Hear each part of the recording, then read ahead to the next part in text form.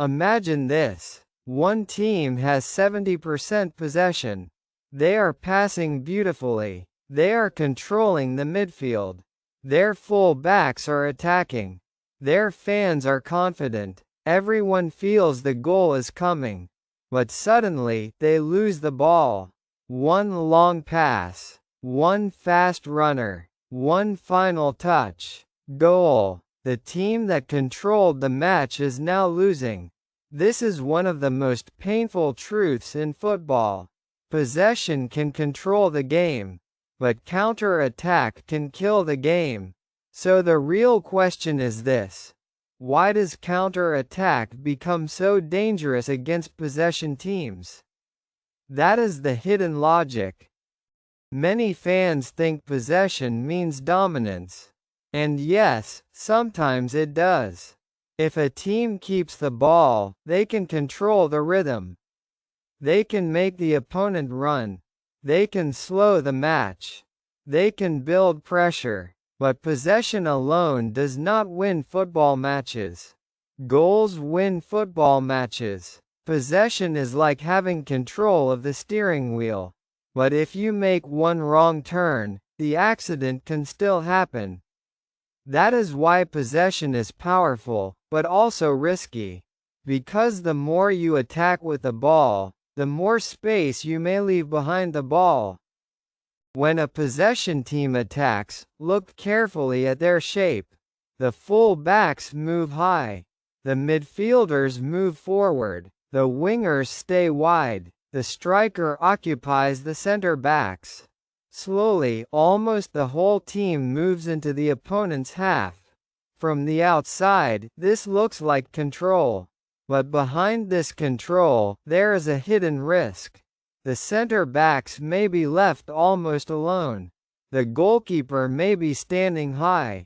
And behind the defensive line, there may be huge open space. So possession creates pressure. But it can also create empty space behind the team. The most dangerous second in football is not when a team is defending. It is the second when an attacking team loses the ball. Why? Because at that exact moment, their shape is broken. Some players are ahead of the ball. Some players are wide. Some players are still thinking about attack. And suddenly, they have to switch from attack to defense. This switching moment is called transition. And counter-attacking teams live for this moment. They do not need long possession. They wait patiently for one loose pass, one bad touch, or one wrong decision. Counter-attack is dangerous because it attacks space, not players. A normal attack faces a settled defense. There are defenders in position. There are midfielders covering. There is less space. But a counter-attack is different. The defense is running backwards. The midfield is trying to recover. The full backs may be too high. And the center backs are exposed. Now one simple pass can eliminate 3 or 4 players. One fast run can break the entire shape. That is why counter-attack looks simple, but it is extremely powerful. Possession football needs patience. You may need 10 passes, 15 passes, switching from left to right, creating overloads, finding small gaps. But counter-attack needs only 3 actions. Win the ball. Play the first forward pass. Finish the attack before the opponent recovers. That is why smaller teams can beat bigger teams. They may not control the full match. They may not dominate the ball. But if they defend compactly and attack quickly, they can punish one mistake. In knockout football, that one mistake can decide everything. There is also a psychological side.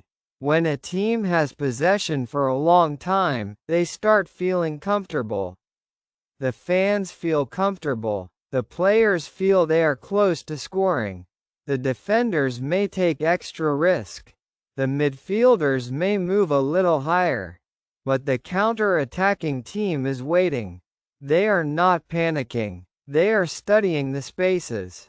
They know that one wrong pass can open the door. And when the possession team loses the ball, the pressure changes instantly. The team that was attacking suddenly starts panicking. The team that was defending suddenly becomes dangerous. This is why top coaches do not only teach possession, they also teach protection behind possession. In football, this is sometimes called rest defense. It means that while some players attack, other players stay ready to stop the counter. Both full backs should not always attack at the same time. The defensive midfielder must cover central space. Center backs must be ready for long balls. And after losing possession, the team must press immediately. The first 5 seconds after losing the ball are very important. If you stop the counter there, possession remains safe. If you fail, the opponent can run directly at your goal. Think of it like electrical engineering. In normal condition, current flows in a controlled path. Everything looks stable, but during a fault, current does not wait. It takes the fastest available path. That is why protection must operate quickly.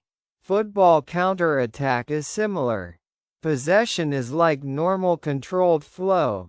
Counter-attack is like sudden fault current. It takes the shortest path to goal.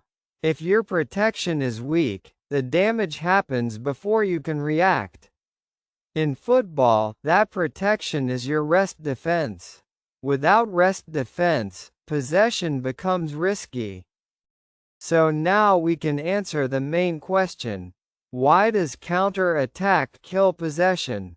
Not because possession is bad. Possession is powerful. It controls rhythm. It reduces pressure. It can dominate opponents. But possession becomes dangerous when the team forgets what happens after losing the ball. The best possession teams are not only good with the ball, they are also prepared without the ball. They know where the space is. They know who is covering. They know how to stop transition. So the real lesson is this: possession controls the match, but transition decides the match. And in knockout football, the team that handles transition better often wins.